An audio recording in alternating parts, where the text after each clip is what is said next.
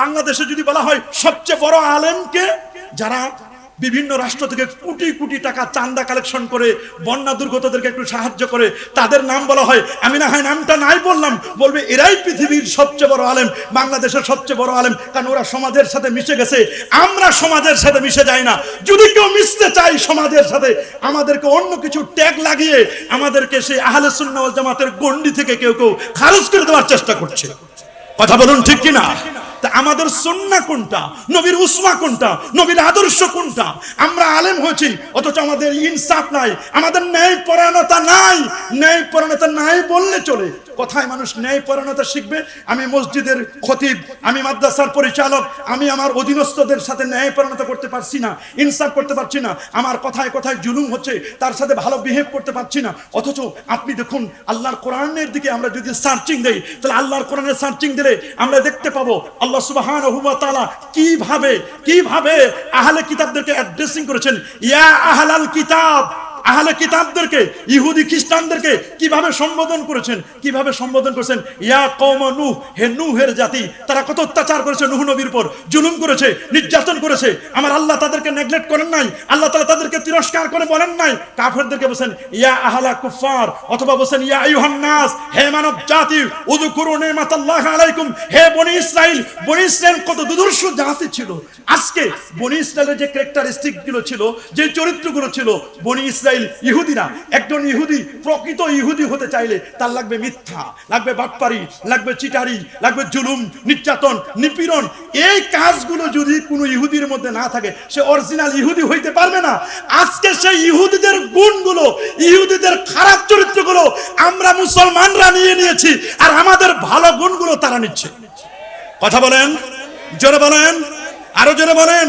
খুবই দুঃখজনক, আমরা সুন্নাহ বুঝি না, নবীর আদর্শ না বুঝার কারণে সমাজের আজকে অধপতনের অন্যতম কারণ আমরা সত্য কথা বলা ছেড়ে দিয়েছি। যদি কোশ্চেন করা হয় এই সমাজের আলেমের অমুকের নাম, ওই আলেম কেমন, উচিত ছিল ওই আলেমকে গোটা সমাজের মানুষ এক বাক্যে বলবে, যদি সত্যবাদী দেখতে চাও অমুককে দেখো। ওই আলেমের নাম হওয়ার কথা ছিল।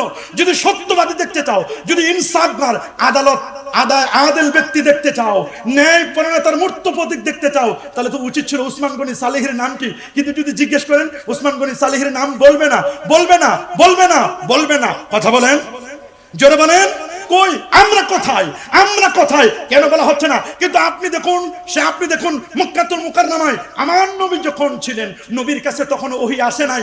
নবীর কাছে যখন ওহী আসে নাই, তখন আমার নবীকে যদি জিজ্ঞেস করা হতো মক্কার মধ্যে সবচেয়ে সত্যবাদীকে, এক বাক্যে একেবারে কোন সন্দেহাতীত ভাবে সবাই এক বাক্যে যেটি বলতো, তিনি কে? মুহাম্মদ রাসূলুল্লাহ সাল্লাল্লাহু আলাইহি ওয়াসাল্লাম সত্যবাদী।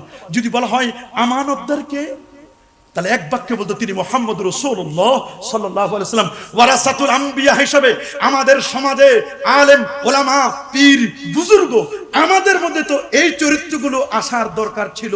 কিন্তু আমরা যদি নিজেদের বিবেকের কাছে প্রশ্ন করি, আমি কি প্রকৃত ইনসাফগার হতে পেরেছি?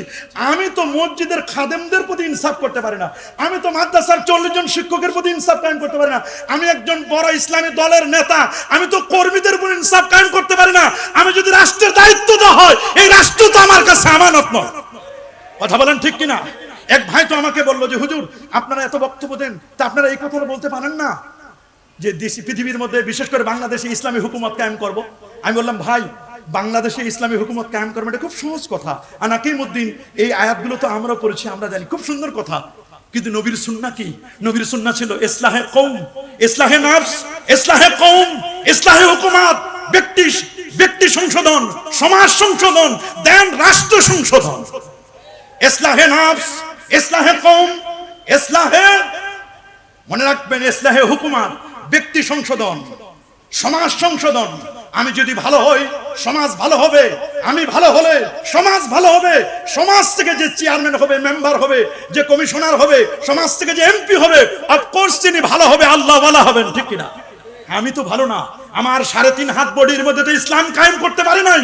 যেখানে আমি আমার কর্মীদের উপর, আমার মুরিদদের উপর আদালত ইনসাফ কায়েম করতে পারি নাই, ন্যায় পরায়ণতা কায়েম করতে পারি নাই, সেখানে রাষ্ট্রের দায়িত্ব দেওয়া হলে আমি পুরো রাষ্ট্রের 20 কোটি মানুষের উপর কিভাবে ইনসাফ কায়েম করব? আমি তো সমাজের রোল মডেল হতে পারি নাই। আমরা দেখতে পাচ্ছি আজকে সমাজের মধ্যে সুন্নত এটা বিদায়ের পথে। কথা বলেন, সুন্নত কিসের পথে? আপনি জানেন যে সুন্নতটি আমার রাসূল, যেই নবীর আদর্শ ছিল, নবীজি যতদিন পর্যন্ত বেঁচে ছিলেন, সিয়াম ফরজ হওয়ার পরে নবীজি প্রতি বছর ইতিকাফ করতেন। সুবহানাল্লাহ বলেন। এমন একটি বছরও বাদ যায় নাই যে নবীজি ইতিকাফকে ছেড়ে দিয়েছিলেন, বরং একটি বছর কোনো কারণে নবীজির ছেড়ে যাওয়ার কারণে সেই ছেড়ে যাওয়া ইতিকাফটিকে আল্লাহ নবী পরবর্তীতে 20 দিন পর্যন্ত সেটি আদায় করেছিলেন। অথচ আমরা দেখছি একটি গুরুত্বপূর্ণ সুন্নাহ ইতিকাফ, এই ইতিকাফ নামক সুন্নতটি আমাদের রুট লেভেলে সমাজে আমরা দেখতে পাই। ইতিকাফে বসার মতো সমাজে হাজার হাজার মানুষ রয়েছে, কিন্তু ইতিকাফে বসবেন একেবারে স্বাচ্ছন্দ্যে এইরকম মানুষ পাওয়া বড় কঠিন। কথা বলুন ঠিক কিনা? এরকম মানুষ পাওয়া বড় কি কঠিন। যে কারণে জজ বার্নার্ড শো, যিনি সেই ম্যানচেস্টার লাইব্রেরিতে বসে, তাকে যখন জিজ্ঞেস করা হয়েছিল, সামনে 40 লক্ষ কিতাব সামনে রয়েছে, তার 40 লক্ষ কিতাবকে সামনে রেখে তাকে যখন সাংবাদিকরা জিজ্ঞেস করলেন, জজ বার্নার্ড শো, আমরা আপনার কাছে জানতে চাই এই পৃথিবীতে সবচেয়ে শ্রেষ্ঠতম জাতি কোনটি? তখন জজ বার্নার্ড শো ব্যর্থ কণ্ঠে বলেছিলেন, তোমরা যদি আমার উপরে কিছু মাইন্ড না করো, তোমরা যদি আমার প্রতি কোনো বিরূপ প্রতিক্রিয়া না দেখাও, যেটি অ্যাবসলিউটলি ট্রু, যেটি একেবারে নিরঙ্কুশ সত্য, সেই সত্য কথাটি আমি বলতে বাধ্য হব। আজকে আমি সত্য বলবোই বলবো, তোমরা কেউ মানে নাও আর নাই নাও। সাংবাদিকদের অধিকাংশ ছিল খ্রিস্টান, কিন্তু তারা বললো আপনি বলবেন, সত্য কথাটি বলবেন, আপনার বক্তব্যটি আমরা কোট করব, পৃথিবীর চ্যানেলগুলোতে আমরা ব্রেকিং নিউজ দিব, শুধু তাই নয় পত্রিকায় আমরা হেডলাইন করব। জজ বার্নার্ড শোকে যখন জিজ্ঞেস করা হলো, উনি আইরিশ শাস্ত্রের একজন জনক, ইংলিশ লিটারেচারের একজন বড় পণ্ডিত ছিলেন জজ বার্নার্ড শো। সেই জজ বার্নার্ড শো, তাকে যখন জিজ্ঞেস করা হলো পৃথিবীর মধ্যে শ্রেষ্ঠতম জাতি কোনটি, জজ বার্নার্ড শো বলেছিলেন, শোনো, পৃথিবীর শ্রেষ্ঠতম জাতি হচ্ছে মুসলমানরা। সুবহানাল্লাহ বলেন, আল্লাহু আকবার বলেন। যখন জিজ্ঞেস করা হলো জজ বার্নার্ড শো, মুসলিমরা পৃথিবীর মধ্যে সেরা, কারণটা কি? জজ বার্নার্ড শো বলেছিলেন, মুসলমান পৃথিবীর মধ্যে সেরা। এর পিছনে কারণ হচ্ছে মাত্র দুটো। নাম্বার 1, প্রথম কারণ, মুসলমানদের কাছে আছে পবিত্র কোরআনুল কারীম। সুবহানাল্লাহ। জিজ্ঞেস করা হলো মুসলমানের কোরআনে কি আছে? বলে মুসলমানের কোরআনে এমন কোনো কিছু বাদ দেওয়া হয় না যেটির আলোচনা আমার আল্লাহ করেন নাই। ওয়ানাসাল্লা আলাইকাল কিতাবা তিবয়ানান লিকুল্লি শাইইন ওয়া হুদাও ওয়া রাহমাতাও ওয়া বুশরা লিল মুসলিমিন। আল্লাহু আকবার। তিনি বলছেন মুসলমানের কাছে আছে পবিত্র কোরআনুল কারীম, মা ফাররাতনা ফিল কিতাবি মিন শাই, কোরআনে কোনো কিছু বাদ দেওয়া হয় না যেটির আলোচনা আমার আল্লাহ করেন নাই। From beginning to end, cover to cover, first to last, প্রত্যেকটি সেক্টর নিয়ে কোরআন কথা বলেছে।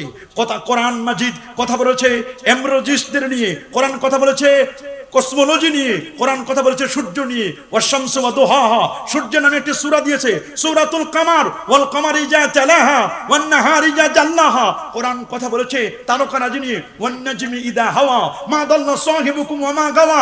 আল্লাহর নামে সূরাতুর রহমান, নবীর নামে সূরাতু মুহাম্মদ। সেখানে আপনি শুনলে অবাক হবেন, সেখানে বোটানি নিয়ে কোরআন কথা বলেছে, ওয়া তিন ওয়া জাইতুন ওয়া তুর সিনিন, মানুষ নিয়ে, হিউম্যান অ্যানাটমি নিয়ে কোরআন কথা বলেছে। হাল আতা আলাল ইনসান ইনুম মিনাদ দাহর লাম ইয়াকুন শাইআম মাযকুরা, মানুষের নিয়ে একটি সূরাও দিয়ে দিয়েছেন। শুধু তাই নয়, আপনি শুনলে অবাক হবেন, পাহাড়ের নামেও সূরা দিয়েছে, সূরাতুত তুর, একটি শহরের নামে, রাজধানীর নামে সূরা দিয়েছে, সূরাতুর রুম। শুধু তাই নয়, আপনি চিন্তা করলে অবাক হয়ে যাবেন যে আল্লাহর কোরআনের সবচেয়ে বৃহত্তম সূরাটি সেটি হচ্ছে জুওলজি, প্রাণী জগৎ নিয়ে, সূরাতুল বাকারা, প্রাণী জগৎ নিয়ে সূরা। ওনাকে যখন জিজ্ঞেস করা হলো কোরআনে কি আছে, বলে তোমরা কোরআন মাজিদ খুলে দেখো, কোরআনে প্রত্যেকটি সেক্টর নিয়ে কথা বলা হয়েছে। বলছে দ্বিতীয় কারণটি কি? বলে দ্বিতীয় কারণটি হচ্ছে মুসলমানের কাছে আছে তাদের প্যারা নবী রাসূল করিম সাল্লাল্লাহু আলাইহি ওয়াসাল্লামের সুন্নাহ, তার উসওয়া, তার আদর্শ রয়েছে। আল্লাহু আকবার বলেন। বলে এই দুটো কারণে মুসলমান শ্রেষ্ঠ। বলে হ্যাঁ। বলে মুসলমান সবচেয়ে নিকৃষ্ট কারণ কি? মুসলিম সমাজে অধপতনের পিছনে কারণটা কি? ওনাকে যখন জিজ্ঞেস করলো শ্রেষ্ঠত্বের মানদণ্ড কোনটি, শ্রেষ্ঠত্বের মাপকাঠি কোনটি, আজকে আমরা দেখতে পাচ্ছি আল্লাহর মেহেরবানি গোটা পৃথিবীতে মুসলমানদের গ্রোথ হচ্ছে। কিন্তু মুসলমানদের গ্রোথ হলেও ইউরোপ কান্ট্রিতে তারা বলে দিয়েছেন সেই দিন আর বেশি দূর নয়, 2032 সালে গোটা পৃথিবীতে মুসলমানরাই হবে সবচেয়ে সংখ্যাগরিষ্ঠ, সবচেয়ে সেরা মুসলমান। আল্লাহু আকবার বলে। কিন্তু সেই মুসলমান আজকে নির্যাতিত, নিপীড়িত, নিষ্পেষিত। মুসলমান যেখানে মাথা চারা দিয়ে উঠছে সেখানে মুসলমানদেরকে বুলডোজার দিয়ে নিঃশেষ করে দেওয়া হচ্ছে। আপনারা জানেন সেই ইসরায়েল দুষ্ট দুরাচার, সেই আমেরিকা মুসলমানদের উপর যে অত্যাচার, নির্যাতন, নিপীড়ন করলো, হসপিটালগুলোকেও ছাড় দেয় নাই, ছোট্ট ছোট্ট ইনোসেন্ট শিশুদেরকে ছাড় দেওয়া হয় নাই, শিক্ষা প্রতিষ্ঠানগুলোতে ছাড় দেওয়া হয় নাই, হসপিটালগুলোতে ছাড় দেওয়া হয় নাই। সেই মুসলমানদেরকে আজকে নির্যাতন, নিপীড়ন করছে। পিছনে কারণটা কি? কেন মুসলমান নির্যাতিত হচ্ছে, কেন মুসলমান নিপীড়িত হচ্ছে? যদি মুসলমান তার ইতিহাস, তার ঐতিহ্য, কোরআন, সুন্নাহ, নবীর আদর্শ, আউলিয়া কেরামের দর্শন আজকে যদি সমাজে অ্যাপ্লাই করত। আমরা যখন সমাজ ছেড়ে দিয়েছি, আমার নবীর টার্গেট ছিল সমাজ কেন্দ্রিক। নবীজি সমাজের মানুষের সাথে, সোসাইটির সাথে নবীর অ্যাটাচমেন্ট ছিল, সোসাইটির সাথে নবীর সম্পর্ক ছিল। আমরা আলেম ওলামা, পীর মাশায়েখ আস্তে আস্তে করে সমাজ ছেড়ে দিয়েছি, মসজিদ ছেড়ে দিয়েছি। আমরা গোলামির জিঞ্জিরে আবদ্ধ, সুদ, ঘুষ, বেপরদাগিরি, বেহাপনা, বেলাল্লাপনা আমাদের পেয়ে বসেছে। সুন্নতকে আমরা ধার ধারি না। আলেম পাস, ফাজেল পাস, কামেল পাস মসজিদগুলোতে একটি গ্রামে 3 জন, 5 জন, 7 জন, 10 জন পর্যন্ত আলেম রয়েছে। পীর মাশায়েখরা আছে, সে পীর মাশায়েখরা পর্যন্ত অনেক মসজিদে যেতে চায় না, মসজিদগুলোতে যেতে চায় না। আলেমরা জামাতে নামাজ পড়তে চায় না। সুদের সাথে কানেক্টিভিটি তাদের রয়েছে, সুদের সাথে তারা রিলেটেড রয়েছে। এমনও দেখা গেছে আলেম সে তার চেকটি আরেকজনের কাছে বন্ধক দিয়ে অর্থ নিয়ে এসেছে। 1 মাস 2 মাস যদি তার বেতনটি ডিলে হয়ে যায়। আজকে মুসলমান অর্থনৈতিকভাবে আমরা স্বাবলম্বী নই, আমরা শুধু চাকর হতে চাই, আমরা শুধু চাকরি করতে চাই। কিন্তু 10 ভাগের 9 ভাগ যে ব্যবসার মধ্যে, এটি আমরা ভুলে গেছি। আমরা অন্যের অধীনে থাকতে চাই। আমরা চাকরি দেব মুসলমান, আমরা চাকরি দেব, এই ধ্যান খেয়াল নিয়ে যদি আমরা থাকতাম, আজকে আমরা মুসলমান সুদের সাথে কারবারের কারণে আমাদের মধ্যে ইনসাফ নাই, আমাদের মধ্যে আদালত নাই, আমরা জুলুম করছি। আমরা মনে করছি নবীর সুন্নাহ, নবীর উসওয়া, নবীর আদর্শ কেবলমাত্র একটু মিলাদ পড়া, আমরা মনে করছি একটু শুধুমাত্র জানাজা নামাজের পর একটু দোয়া করা, আমরা মনে করছি 5 ওয়াক্ত নামাজের পরে দোয়া করা, আমরা মনে করছি নবীর সুন্নাহ, জুব্বা, আবা, কাবা, টুপি, দাড়ি এগুলোই মনে হয় সুন্নাহ, তাহাজ্জুদ এগুলোই শুধু আমরা পড়বো। আর যারা আহলুল হাদিসের ভাইরা তারা মনে করেন সুন্নাহ হচ্ছে কেবলমাত্র আমিন একটু জোরে বলা, রফে আদাইন করা, আর মনে করছি কেরাত খালফাল ইমাম, এগুলোকে আমরা মনে করছি এগুলোই মনে হয় সুন্নাহ। কিন্তু আপনারা কি একটি বারের মতো খেয়াল করে দেখেছেন 40 বছর পর্যন্ত নবীর কাছে যখন নামাজ ছিল না, রোজা ছিল না, হজ ছিল না, যাকাত ছিল না, আমার নবীর কাছে যখন এইগুলো ইসলামের ফান্ডামেন্টাল মৌলিক বিষয়গুলো যখন নবীর কাছে আসে নাই, আমার নবী 40টি বছর তার মুআমালাত, তার মুআশারাত, সমাজের সাথে তার অ্যাটাচমেন্ট, এগুলো আমরা ভুলে গেছি। সমাজের মানুষের সাথে আমাদের সম্পৃক্ততা আমাদের উঠে চলে গেছে। যারা সমাজের সাথে রিলেটেড, সমাজের সাথে কানেক্টিভিটি আছে যারা, তাদেরকে মানুষ চিনে।